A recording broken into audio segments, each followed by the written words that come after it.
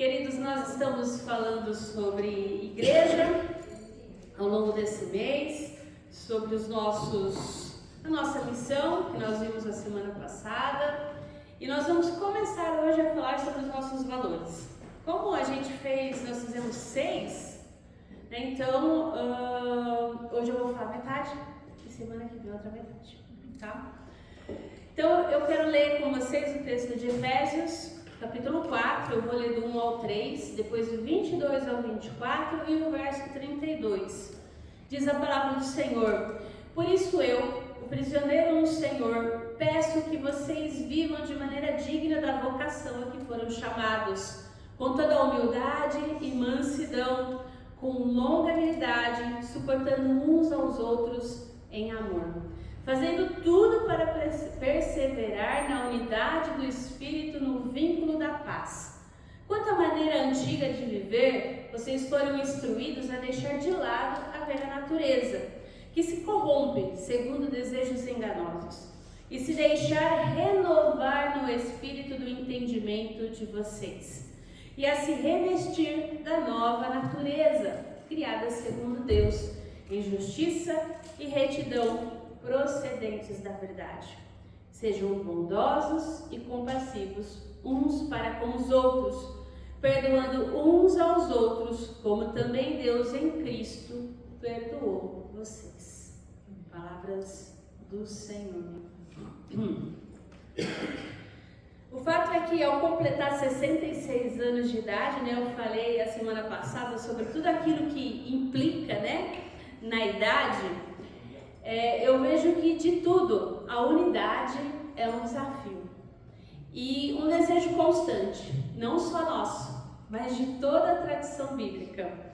Ao mesmo tempo, é parte dessas mesmas tradições o desafio de que o povo de Deus seja bênção para todas as famílias da terra. Então, o desafio é a nossa união entre nós e também com os de fora. Unidade e compromisso com o próximo são duas características que deveriam marcar a ação do povo de Deus no mundo. Foi isso que a gente cantou nas canções, se você percebeu. Em especial num mundo em conflito como o nosso, onde a solidariedade está dando lugar ao individualismo, ao egoísmo, ao hedonismo e, infelizmente, né, algumas características negativas da atualidade são encontradas também na comunidade de fé e cada vez mais até chegar ao final dos tempos. Eu estava prestando atenção na música, na letra, né, da Deus dos Antigos, que fala de um mundo difícil. Eu fiquei pensando, eu falei, essa música deve ter aí, eu não tenho ideia da data dela, mas eu sei que no Inário vai ter, né, Cris?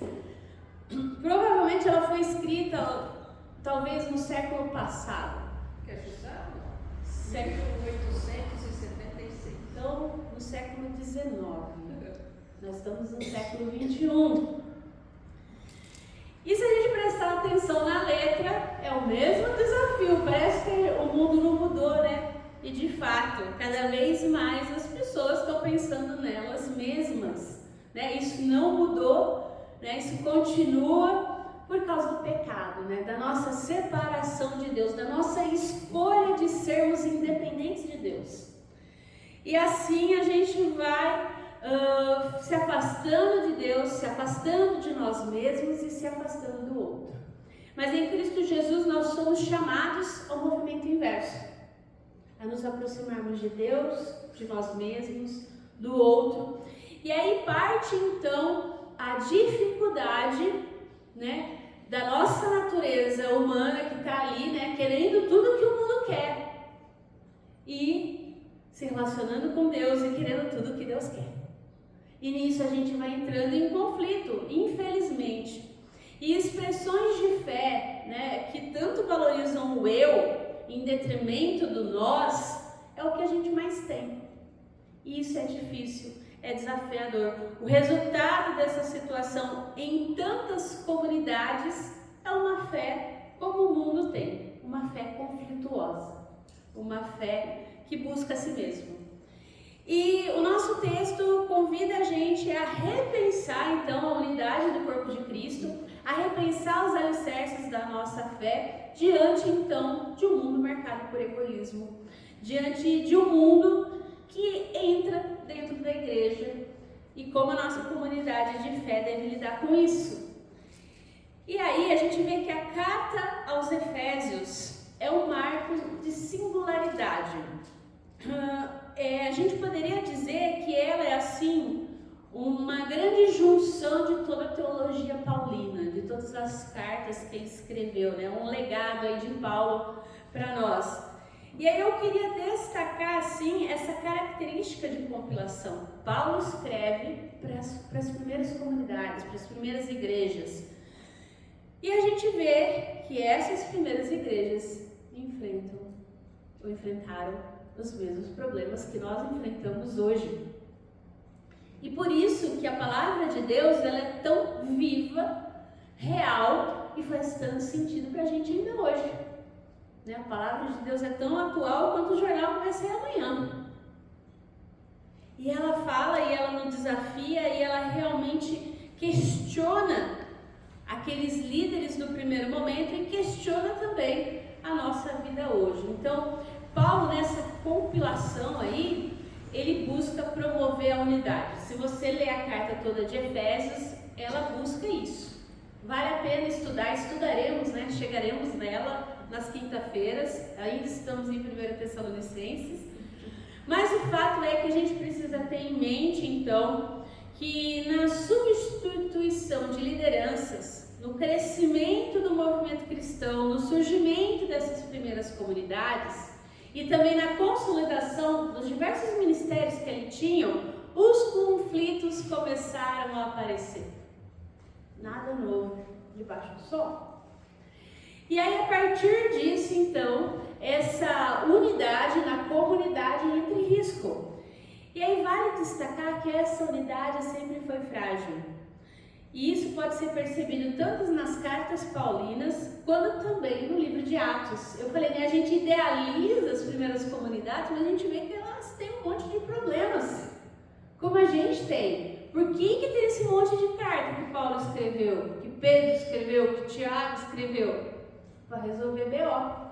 E a gente, né, às vezes deixa isso tudo tão assim, mas não, é para resolver problema. Por quê? Qual é o objetivo da nossa fé? A unidade da fé. Só que nós somos seres humanos, complexos, ainda atingidos pelo pecado, somos atingidos pelo pecado do outro, o nosso pecado atinge o outro, isso em algum momento quebra a unidade. E na organização geral, vamos pensar em geral da carta aos Efésios, né? A gente tem 3 capítulos que tratam da organização da fé. Os capítulos 4, 5 e 6 são uma exortação para a vida cotidiana. E o texto, então, que a gente leu, está dentro dessa o quê? Organização do cotidiano da comunidade, do dia a dia, né? Do corriqueiro. E aí a gente poderia dizer que a gente leu alguns versículos, né? Mas fazendo um passant por cima, o desafio é andar de acordo com a vocação, que é o que está do 1 ao 4. A comunidade de fé, então, é vocacionada para ser o quê? Um corpo. E essa estrutura, então, de corpo, que é palavra difícil, né? É aquela moldura em volta, a emoldurada, ó, pela vocação, ela tem um centro no catálogo de virtudes que segue essa vocação. Paulo vai falar de humildade, de mansidão, de longanimidade, de apoio mútuo em amor, de unidade e de paz. E a comunidade, um corpo a partir então da sua vocação, é desafiada a cultivar essas virtudes para poder o quê? Perseverar na unidade. E a reflexão termina com uma admoestação, para que a comunidade não seja formada por meninos, por crianças, que é conduzido por forças externas e pelos sentimentos. Né? Se você olhar lá pelo 14, ele vai falar sobre isso. E com desafio de crescimento em amor. E a figura do corpo, ela reaparece nos últimos versículos também, que a gente não leu aqui, mas se você quiser olhar depois em casa com calma, que é o 15 e o 16, como uma síntese de tudo que foi ensinado. Muito bem, é a partir dessa reflexão de Paulo, então, para essa comunidade de Éfeso, que eu gostaria de trabalhar os nossos valores, os nossos 3 primeiros valores que a gente vai abordar hoje. Eu circulei aí, não sei se dá para ver de longe, que é a espiritualidade reformada, amor e respeito. Semana que vem a gente trabalha os outros 3. E a partir desse texto, então, eu queria pensar com você, a gente vai fazer aí um pouco diferente, eu vou voltar no versículo 22 e 24 e depois a gente vai no começo. E eu queria pensar em você, com você, sobre essa espiritualidade reformada. Afinal, que valor é esse? O que é isso, Gisele? Quando a gente fala, então, que nós somos uma igreja que tem aí a espiritualidade reformada como valor. No versículo 22 e 24, Paulo fala de despojar-se do velho homem e revestir-se do novo, que é o quê? Um processo de santificação interna operada por Deus. Quando eu penso em espiritualidade reformada, o que é isso? É a vivência cristã baseada no quê? Na convicção de que a Escritura, a Bíblia, é inspirada por Deus. Que ela é útil para a vida, que ela é a única doutrina bíblica que realmente doutrina que a gente deve buscar é na Bíblia, né? E que ela vai formar o quê? Pessoas sinceras, um corpo muito bem ajustado. E é uma espiritualidade focada na soberania de Deus. Porque quando eu penso em espiritualidade, o que é espiritualidade em si? É a busca pelo sagrado. Então você vai ter espiritualidade de várias formas, né? Você pode buscar o sagrado de diversas maneiras. Quando a gente fala que é uma espiritualidade reformada, o que é? A busca pelo sagrado dentro dessa perspectiva de que Deus é soberano sobre todas as coisas, que a palavra de Deus é verdadeira e que a gente pauta a nossa vida por ela, que a nossa justificação é pela fé, que nós estamos nesse processo de santificação, de despojar-se do velho eu, né, e revestir-se desse novo eu. Para quê? Para a glorificação de Deus. Quando eu falo, então, nessa ideia de reformada, é uma espiritualidade o quê? Que tem algumas características que são relevantes. Primeiro, piedade inteligente. A nossa espiritualidade, pensando dessa forma, não separa a mente do coração. Por isso que eu sempre foco, eu sempre falo, né? O que eu penso, o que eu sinto, a doutrina, tudo isso precisa estar o quê? Entrelaçado. É a busca o quê? De um relacionamento com Deus baseado no conhecimento bíblico que transforma todas as minhas áreas da vida. Então, as minhas paixões, as minhas volições, o que eu penso, o que eu faço, o que eu falo. É uma fé, é uma espiritualidade fundamentada nas Escrituras. Então, todos os afetos, toda a prática devocional são moldados pela Bíblia. Se não está na Bíblia, simplesmente eu preciso parar e refletir. Será que não é um misticismo desenfreado? Existe essa prática na Bíblia? Então, o que a Bíblia orienta dentro de uma espiritualidade saudável? Essa é a ideia da espiritualidade reformada. Então, outra coisa, soberania e graça de Deus, é reconhecer uma dependência total na graça divina, na salvação, na vida diária. Eu preciso de Deus. É uma união com Cristo. É assim, o cerne da espiritualidade, onde nós nos relacionamos com Deus por meio de Cristo. E nós recebemos o benefício da obra de Jesus, não da nossa. Por isso que a gente sempre enfatiza que não importa o que eu faça, porque Cristo já fez tudo na cruz. E que o que eu faço hoje é realmente por louvor, por adoração, por obediência, por amor. É uma vocação diária, ou seja, em todas as áreas da minha vida. É trabalho, é família, é lazer, tudo o que eu faço é consagrado a Deus, não apenas as minhas atividades aqui dentro da igreja. Uma espiritualidade reformada entende que a gente tem meios de graça, ou seja, momentos específicos que a gente possa realmente sentir a graça de Deus, realmente se transformar nesse novo pessoa que Deus quer, que é o quê? A pregação da palavra, os sacramentos, é a oração. Tudo isso nutre a minha fé. Participar do culto nutre a minha fé. Participar da mesa do Senhor nutre a minha fé. É meio de graça. Orar a Deus é meio de graça. E também existe uma influência histórica, né? Aqui a gente acaba, a nossa tradição, ela entra no pacote que está enraizada lá na Reforma Protestante do século XVI.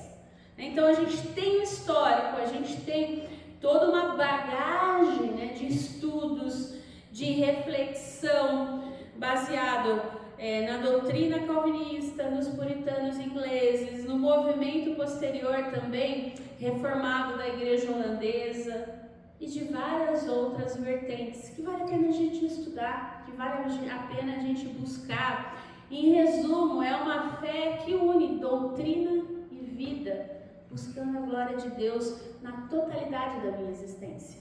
É realmente esse despojar-se do velho eu, para realmente transformarmos dia após dia. Então, quando a gente pensa nessa espiritualidade reformada, é essa ideia que Paulo fala aos Efésios. Esse é o nosso parâmetro de conduta, das nossas práticas de fé. Então, quando eu tiver alguma coisa que foge, a gente precisa questionar, a gente precisa olhar. Essa prática aí é meio estranha. Será que isso está dentro do escopo bíblico? E todos nós podemos e devemos questionar. Segundo, o amor, que aí a gente volta no versículo 2 aí, que é suportai-vos uns aos outros em amor. E esse amor aqui, ele se baseia na compreensão de que o amor é um atributo intrínseco e eterno do caráter de Deus. Deus é amor. Não é um sentimento, né, esse amor que a gente compra nos filmes, não. É o que a gente tem no conceito bíblico aí de ágape, de amor incondicional, de um amor sacrificial, de um amor santo, que é fundamentado que na soberania de Deus e não nos méritos nossos. E é diferente então das nossas emoções voláteis. É um ato que da vontade divina que sustenta a criação e que redime essa mesma criação, que nos salvou, que nos salva e que nos salvará. É a essência de Deus. Então, o amor não é apenas algo que Deus faz, mas é quem Deus é. Ele se manifesta em perfeição, sendo soberano, independente das nossas ações. Isso é bom para a gente pensar, porque é aquela coisa, se a gente pisa na bola, né, com Deus, Ele não vai deixar de nos amar porque a gente pisou na bola. Ele vai continuar amando porque é o caráter dele. Ele ama porque ele é amor. Não porque a gente faz o que agrada a ele ou desagrada. Que é o que acontece às vezes nas nossas relações humanas. Você ama uma pessoa, mas se ela faz alguma coisa que você não gosta, você pode gostar menos. Menos. Até que vai chegar uma hora que você não quer nem ver a pessoa pintada de ouro. Ou seja, são as volições, ou seja, é aquilo que a pessoa faz. Com Deus é diferente. Por quê? Porque o caráter dele nos trata, não segundo o que a gente faz ou o que a gente merece, mas segundo o que ele é. Isso é maravilhoso. E segundo, o amor humano, então, a nossa fidelidade, o nosso amor próprio, diante da salvação, é uma consequência, uma resposta à iniciativa de Deus, porque afinal Ele nos amou primeiro. E nesse sentido, é Ele quem nos capacita a amar. É Ele quem nos capacita a ser suporte para o outro, né, de ajudar, ou às vezes suportar mesmo, porque a pessoa é mala demais. Não dá. Tem coisa que você fala assim, mas suporto. Seja um ou outro, que você pense aí, é Deus que nos capacita. E esse amor, então, dentro da nossa concepção reformada, ele conecta amor e obediência. Por que eu vou fazer para o outro? Não é para ter mérito, mas porque Deus me amou primeiro. Então, eu vou dar suporte, eu vou suportar o outro, porque Deus já fez isso comigo. Ele já me amou antes, quando eu estava insuportavelmente insuportável de ser suportado. Mas Ele me acolheu, Ele me amou, Ele me buscou para que eu possa fazer isso em detrimento para o outro. E aí eu começo a agir não de acordo com o que o outro faz para mim, mas porque eu também sou uma pessoa restaurada, renovada. E aí a partir disso eu passo a exercer o dom que Deus me deu de amor. E isso é o quê? É obediência, é guardar os mandamentos, é amar o próximo como a si mesmo. Amar a Deus acima de todas as coisas. Porque se Ele é amor, Ele me ama e Ele manda eu amar, eu vou fazer isso não para, eu vou agradar, porque senão eu vou pro inferno. Não. É o sangue de Jesus na cruz que tirou a gente do inferno, não é o que eu faço. A gente tem que ter isso muito claro. Ou seja, isso passa a ser o que? Uma virtude para mim. O amor é, segundo está lá em 1 Coríntios 13, o quê? É a maior das virtudes cristãs. Né? De tudo que a gente possa fazer, a fé, a esperança e o amor. Tudo vai acabar um dia, mas o amor não. Por quê? Porque o amor não é um sentimento. O amor é o próprio Deus. A esperança, a gente espera, a expectativa, né, de que a gente vai se encontrar com Deus, e a gente vive nessa esperança. Um dia essa esperança vai ser consumada. A nossa fé o que é? É a firme certeza das coisas que a gente não vê. Vai chegar um dia que a gente vai ver. E só vai ficar o amor, porque o próprio Deus estará conosco e nós estaremos com Ele. Então, nesse sentido, esse amor ele é descrito como paciente, como bondoso, como não invejoso, como não egoísta. É esse amor que a gente precisa. É esse amor que Deus é. E é esse amor que Ele nos convida a desenvolver na unidade de fé. Então, amar está baseado na teologia da graça, na unidade do corpo de Cristo. É um chamado prático para viver a vocação através de virtudes relacionais. Como que o amor se expressa no nosso meio? Porque às vezes a gente pensa que é só no gostar, né? Não, é em humildade, em mansidão, em paciência. Tudo isso é expressão de amor. E tudo isso é necessário para preservar a unidade do Espírito. E tudo isso é desafiador para a gente. Porque é difícil sermos humildes, é difícil sermos mansos quando alguém pisa no nosso pé, é difícil ser paciente com aquele que é difícil. É difícil amar. Esse amor incondicional que Deus dá para a gente é desafiador. E por último, respeito. Que está no verso 32, seja benigno, compassivos, perdoando-vos uns aos outros. Respeito para nós não é apenas uma norma social de convivência, para a gente que é cristão, mas é um imperativo teológico, que é fundamentado na soberania de Deus e na dignidade humana. E aí isso vai muito profundamente. Por quê? Porque ele abrange o tratamento que nós damos a todos os seres humanos, que envolve a obediência às autoridades constituídas, que é um cuidado com a criação. Por quê, pastor? Por quê? Porque é a gente reconhecer que a mão de Deus está por trás de tudo. Por quê? Primeiro, a gente precisa estar fundamentado numa ideia teológica, que eu não sei se você já ouviu falar, mas se não, apresento para você a Imago Dei, que é a imagem de Deus. Essa é a base de respeito de todo ser humano, independentemente da raça, da posição social ou do credo. Todo ser humano é criado à imagem e semelhança de Deus. Todo, qualquer um. Mesmo após a queda, que a gente entende aí, que a gente fala da nossa separação, da depravação total do ser humano, essa imagem não foi totalmente apagada. Ela não foi. É essa imagem de Deus que confere a cada ser humano uma dignidade inerente que precisa ser respeitada. Isso é extremamente importante para a gente pensar. Por isso que tem coisa que, além de ser crime, é pecado, como racismo, como discriminação de gênero. Tudo isso, né? A gente olha e vê ele, porque agora não pode falar desse jeito, que não sei o que tem, que não pode fazer isso porque senão vai preso. Ainda bem que a nossa justiça humana está se dando conta de que tratar o outro com desdém, seja quem seja essa outra pessoa, é crime, é pecado. Porque Deus nos fez iguais, seja em gênero, cor de pele, não interessa. Nós, cada pessoa, carrega a imagem de Deus.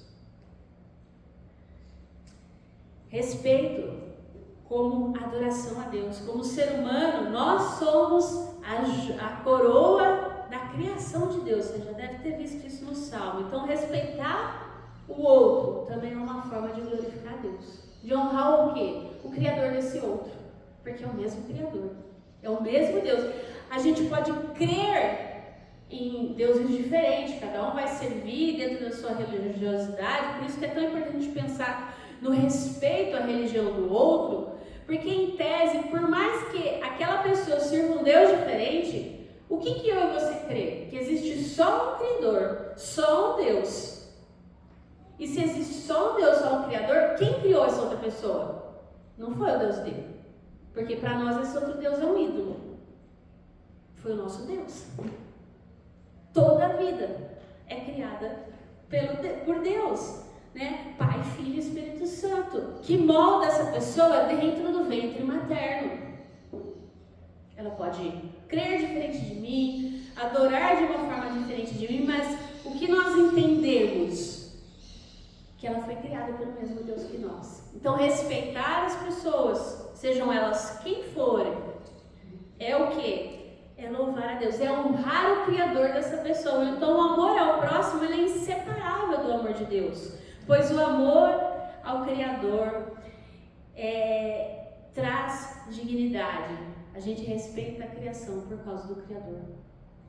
Respeito para com todos. A fé reformada, ela incentiva o respeito às pessoas, cristãs ou não, líderes ou cidadãos comuns, né? E refletir na humildade, o amor sacrificial de Cristo. Isso inclui também o respeito àquele que é diferente de mim, que é opositor, seja na minha crença, seja na minha ideologia política, naquele que discorda de mim.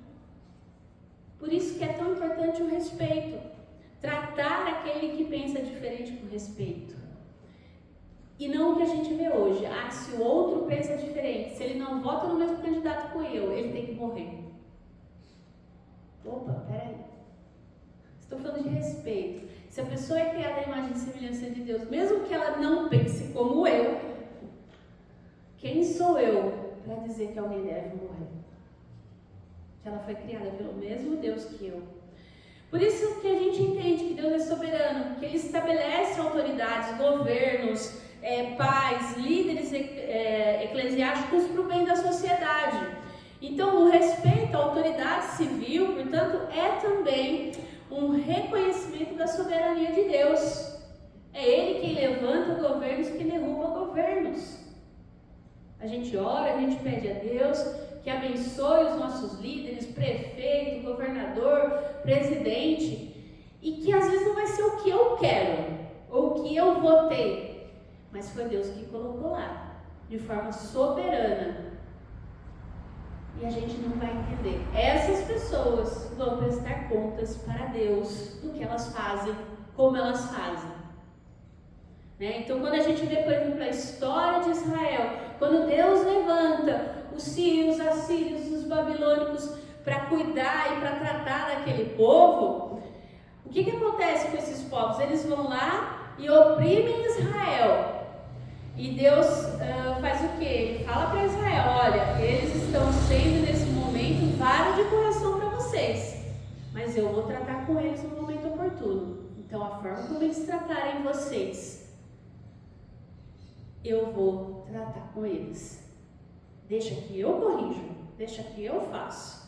Então às vezes a gente questiona, e não tem problema em questionar, tá? Deus não tem problema a gente questionar Deus, não tem problema. A questão é que se eu faço isso de forma respeitosa, né? E não uma bagunça geral. Então é importante a gente pensar, o respeito é uma resposta à soberania de Deus, que nos ordena a valorizar a dignidade de todas as pessoas, porque elas portam a imagem de Deus. Respeito é a estima, é a consideração em detrimento do outro, né? Reconhecer a sua importância, a sua dignidade, o seu valor, mesmo diante das diferenças. Envolve ouvir, não discriminar, honrar acordos, né? Tratar os outros com empatia, com gentileza, com cuidado.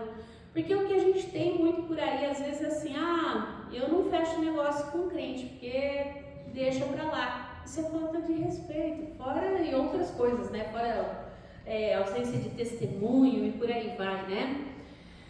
Mas é o que faz com que a gente possa viver bem. Então, para nós, como comunidade de fé, tudo isso, né? Espiritualidade reformada, amor, respeito, é aquilo que pode e deve manter a nossa unidade.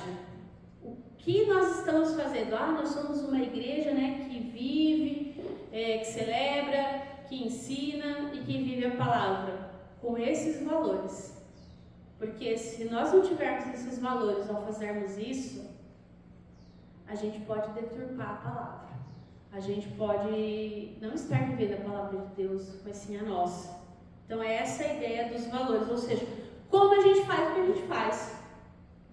O que pauta, né, os nossos valores. E aí, com o crescimento, a expansão da fé, seja lá no primeiro século, seja hoje, né, o que a gente precisa entender? O nosso papel.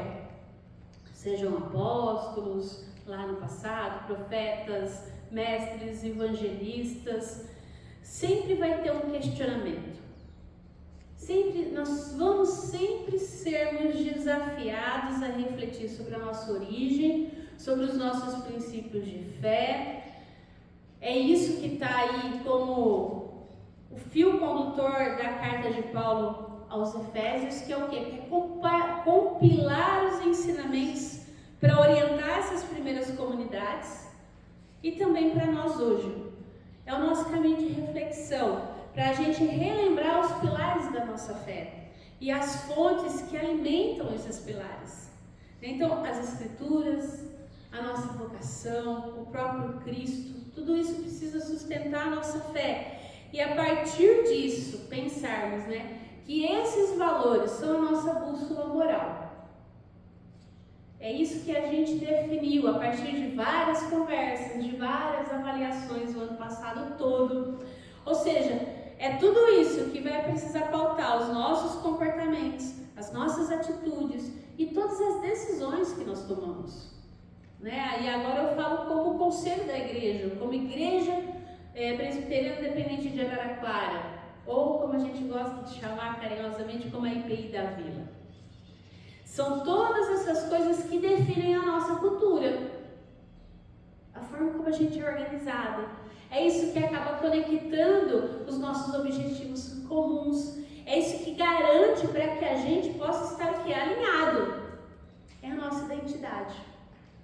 Então, o convite para você essa manhã que está aqui hoje é que realmente você possa olhar para esses valores e que eles possam ser os valores da nossa comunidade. Não porque, olha, a pastora veio no púlpito, usou um texto bíblico para justificar isso aqui, pronto. Não.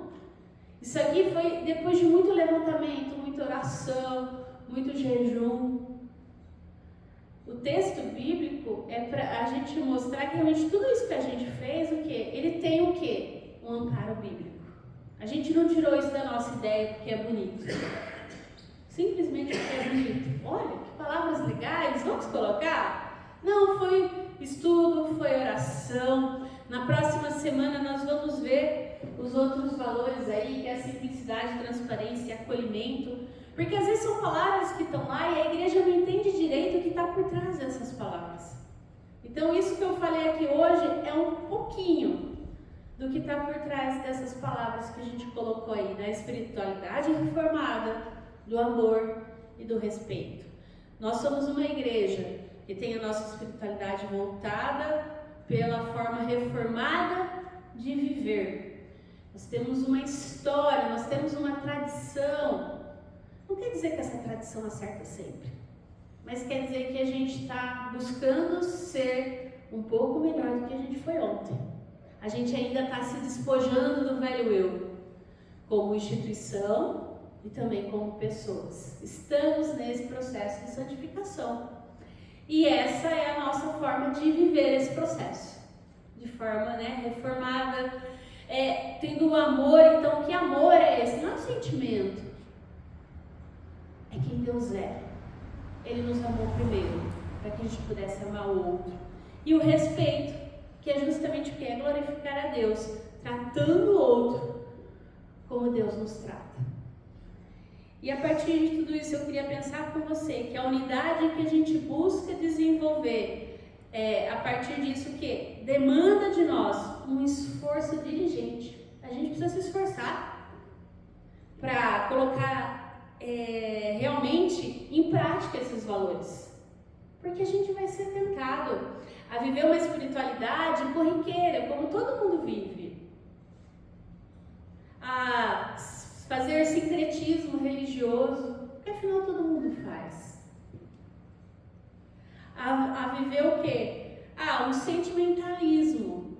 Eu gosto do fulano, eu abraço fulano, mas eu não gosto do ciclano, então eu não olho na cara dele. É um desafio da nossa carne.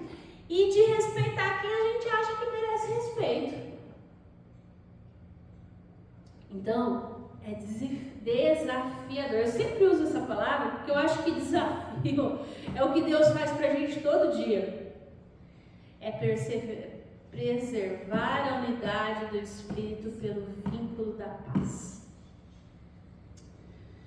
E eu queria deixar uma frase para você, pra gente encerrar essa mensagem, do Henry Nouwen, que diz: Deus ama você e o amor de Deus é suficiente. Amém. Que você possa sair daqui com essa certeza e que esse amor possa fazer com que você possa realmente balizar a vida por esses valores, de uma espiritualidade orientada pela fé reformada, de uma vida com esse amor e que respeita o outro.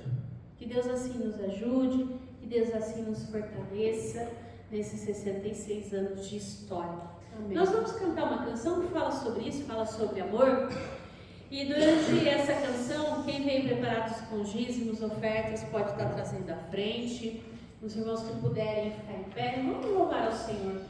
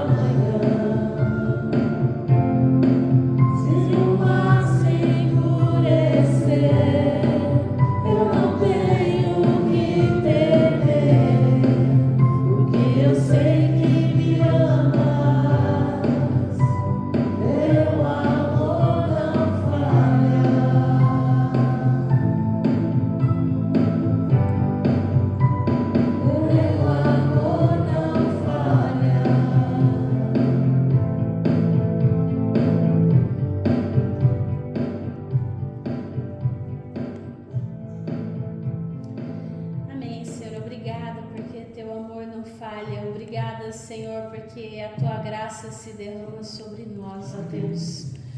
Muitas vezes, Senhor, nós não somos, ó Pai, essas pessoas respeitosas, amorosas. Muitas vezes, ó Deus, nós vivemos em detrimento de nós mesmos, do nosso ego. Vivemos, ó Deus, uma espiritualidade corrompida, ó Pai, pelos nossos valores internos. Mas nós pedimos nessa hora que o Senhor seja sobre nós como igreja, Pai. Que nós possamos desenvolver, ó Deus, onde nós temos falhado em respeitar o outro. Planta, Senhor Deus, no nosso coração, ó Pai, essa semente de respeito, entendendo que o outro é feito à imagem e semelhança do Senhor.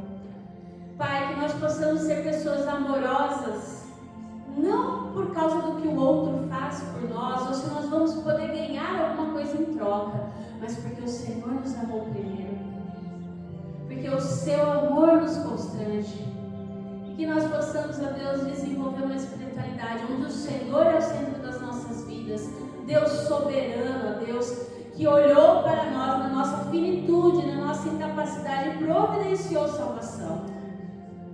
Providenciou Cristo Jesus. Que o sangue derramado na cruz do Calvário, Senhor, seja sobre a sua igreja nessa hora, sobre a IPI da vida, sobre cada irmão, sobre cada irmã que está aqui, sobre cada família representada, Senhor. Venha, Pai, dia após dia, restaurando, Senhor, a nossa casa.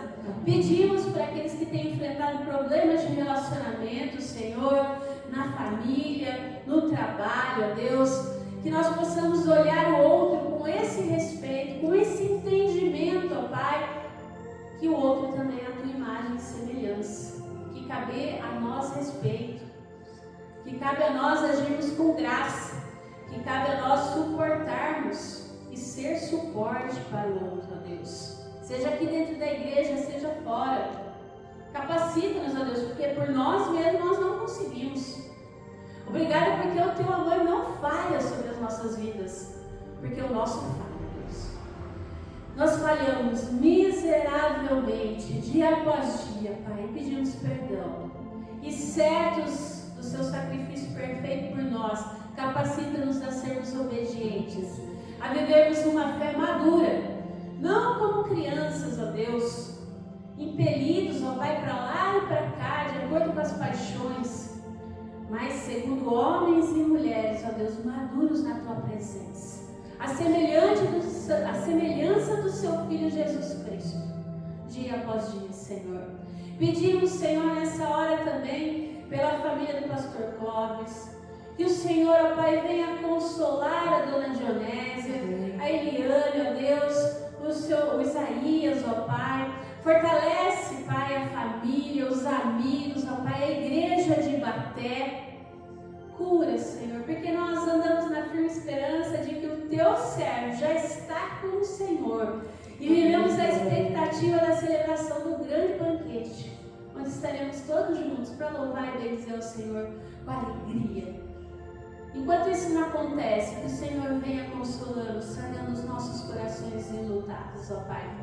Pedimos também, Senhor, para aqueles que estão doentes, clamamos, ó Pai, nessa hora pela saúde da Cida, dos seus filhos, ó Pai. Venha com cura, venha com restauração sobre a vida deles, ó Pai.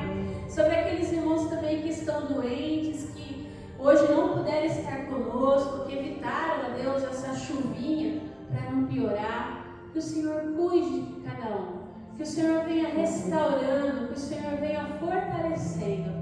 Pai, nós te damos graças também, Senhor, pelo aniversário da Marina. Obrigada por mais um dia de vida. Que o Senhor a fortaleça, que o Senhor a sustente com graça, com amor, com sabedoria e misericórdia, Deus. Fortalece ela na sua vida particular, no seu trabalho, na direção da UMP, ó Deus, que o Senhor dê a ela, Pai, criatividade, amor pelos jovens, sustenta ela em todas as áreas da sua vida, Senhor. Nós pedimos por essa igreja, agradecemos, ó Pai, pelos dízimos e ofertas colocados aqui no gasofilácio, aqueles que foram depositados durante a semana, que o Senhor venha, ó Pai, suprindo a necessidade dos teus filhos, ó Pai, que nada venha a faltar, porque o Senhor tem suprido as necessidades dessa casa de oração. E nós somos gratos a Ti, porque até aqui o Senhor tem nos sustentado ao longo desses 66 anos. Glórias sejam dadas a Ti, Senhor. Seja com cada um aqui essa manhã, Senhor. Que o Senhor nos direcione, que o Senhor nos capacite e que o Senhor nos fortaleça, Pai, em nome de Jesus. E, ó Pai, aqueles que têm enfrentado problemas de saúde, que estão esperando exames, que o Senhor esteja à frente, dando orientação aos médicos, dando, Pai, sustentação, que as medicações possam fazer efeito, que nós possamos ser curados para a honra e glória do Seu nome, Senhor. Nós oramos a Ti nessa hora, certos do Teu amor por nós, certos de que Ele não falha. E por isso, Pai, nós colocamos diante de Ti aquilo que a gente não verbalizou, que a gente aqui não falou, mas que o Senhor sabe e conhece do nosso coração. Entregamos a Ti através da oração que o Seu Filho Jesus nos ensinou, dizendo juntos: Pai nosso, que estás nos céus, santificado seja o Teu nome, venha o Teu reino, seja feita a Tua vontade, assim na terra como nos céus. O pão nosso de cada dia nos dai hoje, perdoa as nossas dívidas, assim como nós perdoamos aos nossos devedores. E não nos deixes cair em tentação, mas livra-nos do mal, pois Teu é o reino, o poder e a glória para sempre. Amém. Irmãos e irmãs, recebam a bênção, que a graça do nosso Senhor Jesus Cristo, o amor de Deus Pai, que não falha, e a comunhão do Espírito Santo nos preserve no vínculo da unidade, hoje e sempre.